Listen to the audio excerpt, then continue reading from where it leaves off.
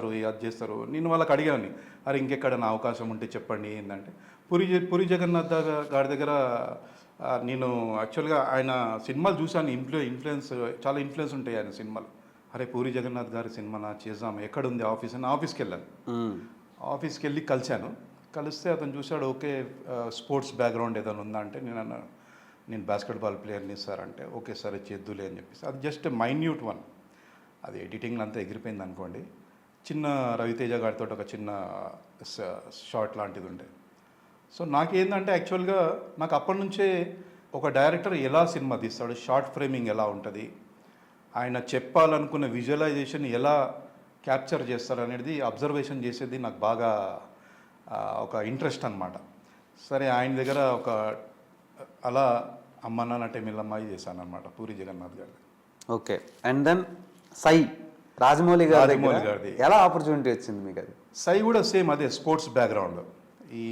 ఇక్కడ ఒక్కడు చేసిన తర్వాత ఫ్రెండ్స్ కాంటాక్ట్స్ ఉన్నాయి, వాళ్ళని అడిగితే వాళ్ళు చెప్పినారు ఇట్లా బంజారాహిల్స్లో ఒక ఆఫీస్లో ఆడిషన్స్ జరుగుతున్నాయని. అక్కడ ఆ రోజు ఆడిషన్స్కి వెళ్ళినప్పుడు అక్కడ సేమ్ వందల మంది కుర్రాళ్ళు ఉన్నారు. అండ్ ఎవ్రీ పర్సన్ని రాజమౌళి గారు పిలిచారు, వాళ్ళ డీటెయిల్స్ కనుక్కున్నారు. అప్పుడే ఫస్ట్ టైం నేను రాజమౌళి గారు కలిసింది.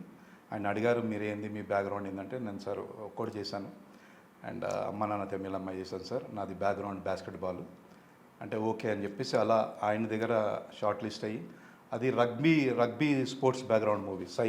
అవును, చూసుంటారు. ఆ రగ్బీ ట్రైనింగ్ తీసుకున్నాం మేము. ఆయన ట్రైనింగ్ ఇప్పించారు, ఒక 50 మెంబర్స్ అనుకుంటా. ఎన్ని డేస్ ఇప్పించారు మీకు? అది మాకు ట్రైనింగే 1 మంత్ అయింది. నాయన అంటే ఇప్పుడు మేము సినిమాలో చూసాం కదా, అక్కడ ఉండే 2 టీమ్స్కి ఇప్పించారు. అంటే ఒక చెన్నైకి నుంచో ఇక్కడ నుంచో ఒక ప్రొఫెషనల్ టీం వచ్చింది, ఒక ఫారిన్ కోచ్ ఉండే.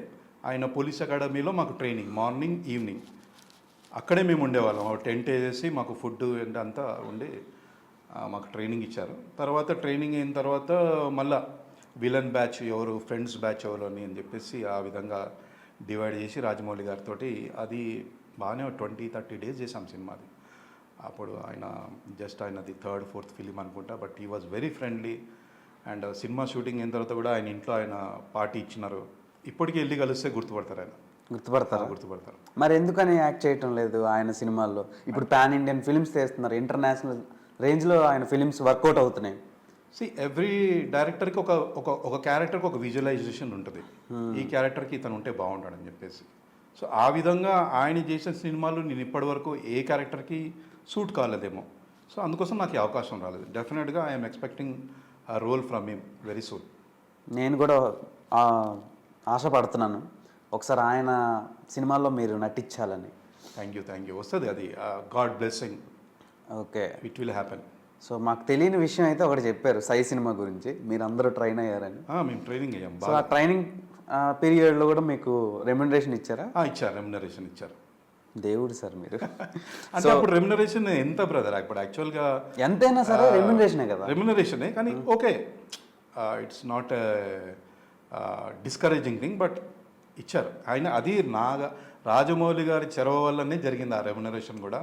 అండ్ మాకు డైట్ కూడా మేము మార్నింగ్ ఈవినింగ్ ప్రాక్టీస్ చేస్తున్నాం కాబట్టి, నేను స్పోర్ట్స్ బ్యాక్గ్రౌండ్ ఉన్నా కాబట్టి నాలాగా కొందరు స్పోర్ట్స్ బ్యాక్గ్రౌండ్ ఉన్నారు, వాళ్ళందరం వెళ్ళి రిక్వెస్ట్ చేసినాం, సార్ ఈ డైట్ వర్కౌట్ కాదు, ఫిలిం ఇండస్ట్రీకి పెట్టే ఫుడ్ వర్కౌట్ కాదు, మాకు ఏదైనా స్పెషల్ డైట్ ఇప్పియండి అంటే, అతను కూడా దానికి రాజమౌళి గారు అక్కడ మేనేజర్లతో మాట్లాడి మాకు ఒక స్పెషల్ డైట్, ఎగ్స్ అలాంటివి మాకు ప్రొవైడ్ చేశారనమాట.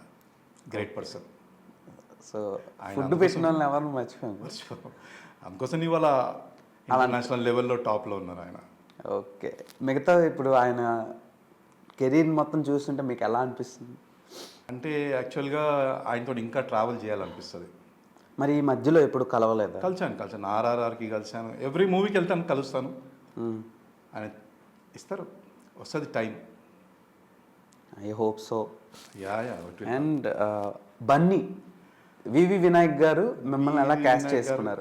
అది కూడా సేమ్ ఇట్లనే ఎవరో చెప్తే వెళ్ళాను. అప్పుడు ముఖేష్ ఋషి గారు ఎంబడే ఒక మంచి వెల్ బిల్ట్ కుర్రాళ్ళు ఒక 2-3 ఉండాలని చెప్పేసి అక్కడ అతనితో పెట్టారనమాట, ముఖేష్ ఋషి గారితో.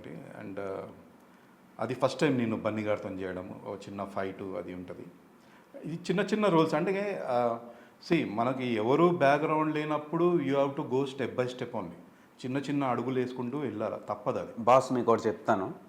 సో మీరు చిన్న చిన్న రోల్స్ చేసిన పెద్ద పెద్ద సినిమాల్లో యాక్ట్ చేశారు, అది మామూలు విషయం కాదు కదా. సో అండ్ రిజిస్టర్ అయ్యారు కదా. రిజిస్టర్. ఓకే. అండ్ దెన్ బంగారం, పవన్ కళ్యాణ్ గారు బంగారంలో మీకు ఛాన్స్ ఎలా వచ్చింది? బంగారంకి బేస్ కాజ్ ఒక్కడు మూవీయే. ఎందుకంటే ధరణి గారు అని చెప్పేసి తమిళ్ డైరెక్టర్, ఆయన స్పెషల్గా రిక్వెస్ట్ చేసినారు ఏంటంటే ఒక్కడు ఫ్రెండ్స్ ఎవరైతే ఉన్నారో వాళ్ళని తీసుకురండి అని చెప్పేసి చెప్పినాడు అనమాట ఒక కో డైరెక్టర్.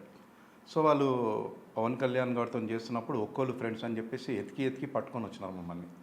అందులో వేరే వాళ్ళు ఎవరు కమిట్ కాలేదు. నన్ను చూసి ఓకే నువ్వు చేద్దులే అని చెప్పేసి నన్ను అట్లా బంగారం సినిమాకు సెలెక్ట్ చేసినారు. అది పవన్ కళ్యాణ్ గారితో ఫ్రెండ్ లాగా చేశాను నేను. అంటే అప్పుడే నా ఫోటో పోస్టర్ మీద వచ్చింది. ఇంకా సూపర్ కదా. పవన్ కళ్యాణ్ గారు ఎంబడి పక్కన ఒక పక్క రఘుబాబు, ఒక పక్క నేను, మళ్ళీ ఇంకొక వేరే ఫ్రెండ్స్ ఉంటారు అనమాట.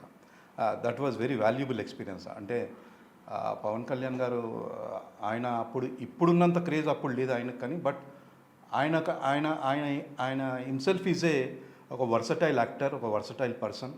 మీరు అతన్ని అంత చూడంగానే మీరు రీడ్ చేయలేరు. You have to travel with him. నాకు అదృష్టం దొరకదులేండి, మీకు చాలా లక్ ఉంది. అలాగా యాక్చువల్లీ ఆయనతో చేసాం. And very cooperative person and మంచి ఎక్స్పీరియన్స్ ఆయనతో కూడా చేయడం పవన్ కళ్యాణ్ గారు. సో నెక్స్ట్ గుణశేఖర్ గారి ఫిలిమే సైనికుడు. అలా అది ఎలా వచ్చింది? సేమ్ అదే గుణశేఖర్ గారు ఒక్కడు చేసిన కాబట్టి ఆ ర్యాప్ ఉండే కో డైరెక్టర్లతోటి ప్రణదీప్ అని చెప్పేసి సైనికుడు అని చెప్పి మన వీళ్ళు అశ్విని దత్ గారి ప్రొడక్షన్. సేమ్ అదే ఫ్రెండ్స్ బ్యాచ్. సో అప్పుడు లాంగ్ హెయిర్ ట్రెండ్ నడుస్తుండే. మీది కూడా? నాది కూడా లాంగ్ హెయిర్, మీసాలు లేవు, ఆ విధంగా ఫ్రెండ్ క్యారెక్టర్. సేమ్ అదే మహేష్ బాబు గారితో మంచి బాయిల్డ్ బ్లడ్. ఆ బాయిల్డ్ బ్లడ్ మంచి. అప్పుడు స్లోగా ఒక ఫిజికల్ మెచ్యూరిటీ అండ్ ట్రాన్స్ఫర్మేషన్ జరుగుతుంది. ఒక్కడంటే ఎగ్దమ్ ఒక స్టూడెంట్. అప్పుడు మీసం లేదు, గడ్డం లేదు, షార్ట్ హెయిర్, ఫస్ట్ మూవీ, ఏం నాలెడ్జ్ లేదు, కెమెరా సెన్స్ తెలియదు కొంచెం. ఇప్పుడు సైనికుడు అంటే సేమ్ గుణశేఖర్ గారు ఒక కాన్ఫిడెన్స్, ఓకే అని చెప్పేసి అలా ఆయనతో ట్రావెల్ చేయడం జరిగింది. గుండె జల్లు మంది ఉదయ్ కిరణ్ గారిది, మదన్ గారు డైరెక్టర్. యాక్చువల్లీ మదన్ గారిది ఆ నలుగురు సినిమా చూసి నేను చాలా ఇంప్రెస్ అయ్యాను. అయింది ఆ మూవీ, చాలా మూవ్ చేసింది నన్ను. అది యాక్చువల్గా అంత రైటరు డైరెక్టర్, ఆయనతో చేయాలి ఏదైనా మూవీ అని అనుకున్నాను. లక్కీగా ఆయన ఫ్రెండ్ ఒక అతను నాకు కామన్ ఫ్రెండ్ అనమాట, ఆయన త్రూ వెళ్ళాను.